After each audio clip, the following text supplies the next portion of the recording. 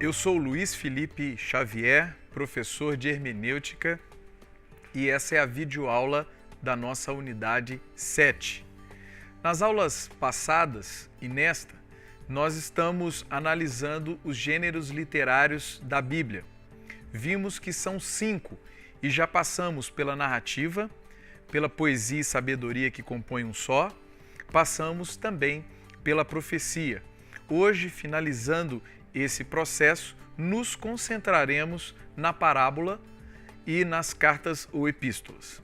Bom, vale sempre lembrar que gêneros literários diferentes carecem de regras de interpretação diferentes. Eu disse isso na primeira aula sobre os gêneros literários, na segunda aula sobre os gêneros literários e estou repetindo agora na terceira aula sobre os gêneros literários.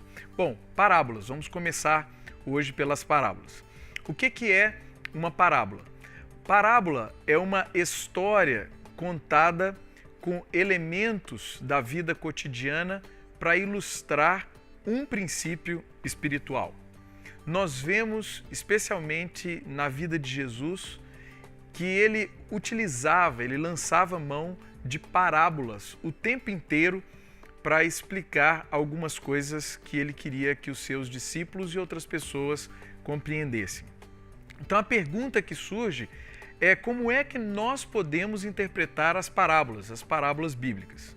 Muito bem, a primeira regra é atentar para o contexto histórico das parábolas. Eu quero dar um exemplo. Pense, por exemplo, na parábola do bom samaritano.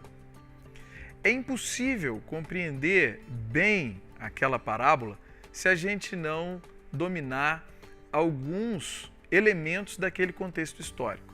Se a gente não souber o que é um sacerdote, o que é um levita, quem é um samaritano, por que existe uma animosidade entre judeus e samaritanos, certamente a nossa compreensão da parábola do bom samaritano ficará comprometida. Então, atentar para o contexto histórico, para elementos do contexto histórico é muito importante.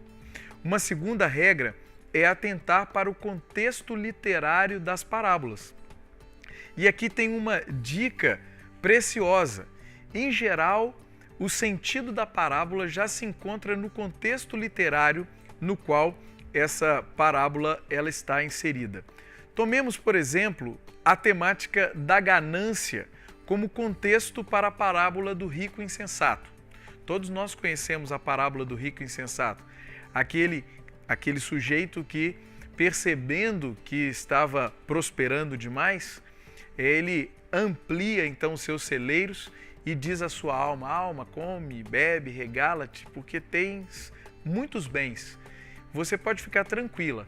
E Jesus diz que esse cara é um louco, porque naquela noite pedirão a alma dele. Qual é o sentido dessa parábola? Essa parábola é, na verdade, contada por Jesus para combater a ganância. E como é que nós sabemos disso? Basta olharmos o contexto literário no qual ela está inserida. No contexto está escrito assim: a vida de um homem não consiste na abundância dos seus bens. Por isso, tome cuidado com a ganância. A ganância pode te pegar. Tendo dito isso, Jesus conta a parábola. Então, o sentido da parábola está no contexto literário anterior. Uma terceira regra é atentar para o todo das parábolas. Isso é muito importante. Nós não podemos nos concentrar nos detalhes das parábolas. Por exemplo, a parábola das 10 virgens. Certa vez eu estava ensinando essa parábola para os adolescentes da igreja e a gente sabe como é que os adolescentes são.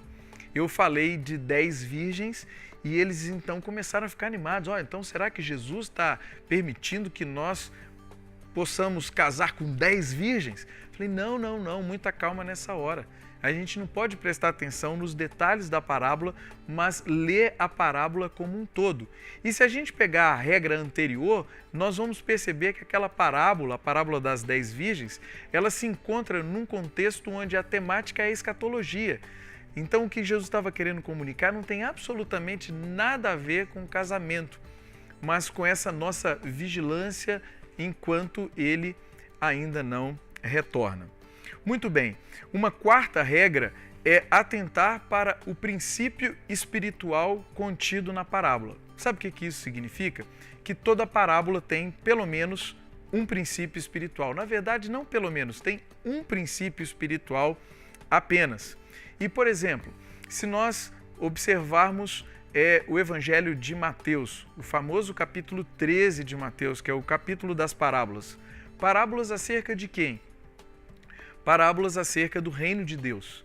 Então, quando nos deparamos com aquelas parábolas, em geral, os princípios de cada uma delas vai estar relacionado com a temática do reino de Deus. Então, para cada parábola, temos um princípio. Em cada parábola, precisamos procurar por esse princípio. Bom, dando um passo adiante, nós chegamos nas cartas ou epístolas. Será que são diferentes porque eu estou usando esses dois nomes? Tem gente que diz que sim, tem gente que diz que não. Quem diz que sim, afirma o seguinte: carta, em geral, é destinado para uma pessoa específica e epístola, em geral, é destinado para uma comunidade e essa epístola deveria ser lida tanto naquela comunidade como em outras comunidades. Nós não vamos fazer aqui nenhuma distinção entre cartas e epístolas.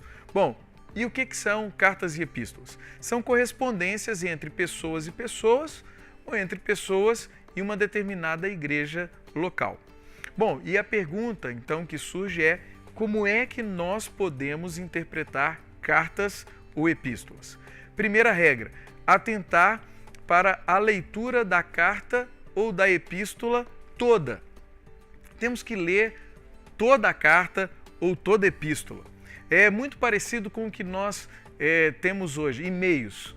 Naquele tempo se usava muitas cartas para se corresponder, mas hoje a gente tem os e-mails. Ninguém recebe um e-mail e fala assim: hoje eu vou ler uma parte desse e-mail, amanhã eu vou ler outra parte desse e-mail, amanhã a parte final. Depois amanhã a parte final. Não, a gente lê o e-mail todo. Toda correspondência requer ser lida de uma vez só. E esse é um princípio que nós precisamos colocar em prática quando nós estamos interpretando cartas ou epístolas. Uma segunda regra é atentando para o contexto histórico amplo de cada carta ou epístola. E onde é que nós podemos obter informações sobre esse contexto histórico? Nós podemos obter informações no livro de Atos, em documentos históricos e até mesmo nas entrelinhas da própria carta. Quanto mais informações nós tivermos do contexto histórico, melhor será a nossa compreensão de uma carta ou de uma epístola. Por quê? Porque nenhuma carta ou epístola surge de um vácuo. Elas nascem de contextos históricos bem definidos e bem delimitados. Uma terceira regra é atentar, então, para a estrutura literária de cada carta ou epístola. Eu quero dar um exemplo a partir das cartas paulinas. Paulo tinha, de modo geral, não é uma regra para todas as cartas, mas de modo geral ele seguia a seguinte estrutura. Ele começava fazendo uma apresentação de si, depois ele saudava os irmãos, depois ele fazia uma grande ação de graças, depois ele orava pelos irmãos, ele fazia a sua parte teológica, depois fazia a sua parte parenética. Mas o que é isso, parenética? É a parte da aplicação. E por fim, ele terminava com aquelas saudações finais. Dá um abraço em fulano de tal, um beijo em outro, cumprimenta todo mundo que se reúne na casa do Beltrano. Compreender essa estrutura facilita muito a compreensão da própria carta ou epístola. E por fim, uma terceira e última regra é atentar para a autoridade das cartas ou epístolas. Aqui nós temos aquela que pode ser considerada como a regra de ouro da hermenêutica no que se refere à interpretação de cartas ou epístolas, que é o seguinte: sempre que uma situação no século XXI for correspondente a uma situação no século I, a palavra de Deus no século I vale para cá.